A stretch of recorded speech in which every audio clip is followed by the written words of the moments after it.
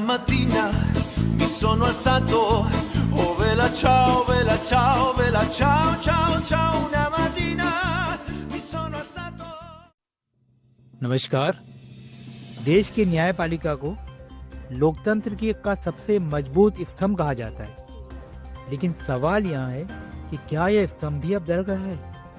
एक अहम तथ्य से शुरुआत करते हैं। 1993 में कॉलेजियम प्रणाली लागू होने से पहले तक देश के सर्वोच्च न्यायिक पद मुख्य न्यायाधीश पर बैठे अधिकांश न्यायाधीशों पर भ्रष्टाचार या घोटालों के आरोप नहीं लगे, लेकिन 1994 के बाद तस्वीर बदलती नजर आई।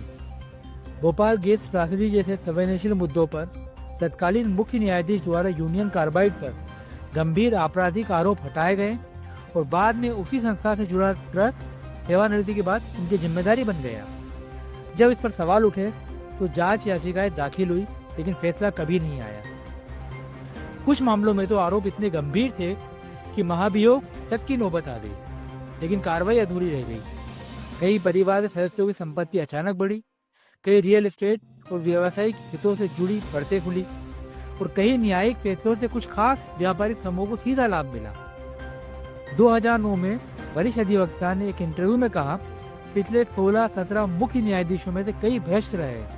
उनके इस बयान के बाद उन पर न्यायालय की अवमानना का मुकदमा दायर चलाया गया। सवाल यहाँ नहीं है कि बयान सही था या गलत, सवाल यहाँ है कि क्या सवाल पूछना ही अपराध है।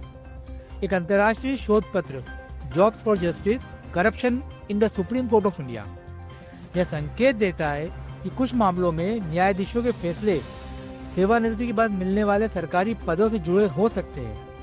शोध कहता है, अगर मामला सरकार के लिए अहम हो और न्यायाधीश चुनाव से काफी पहले रिटायर हो रहे हो तो सरकार के पक्ष में फैसला देने की संभावनाएं बढ़ जाती है।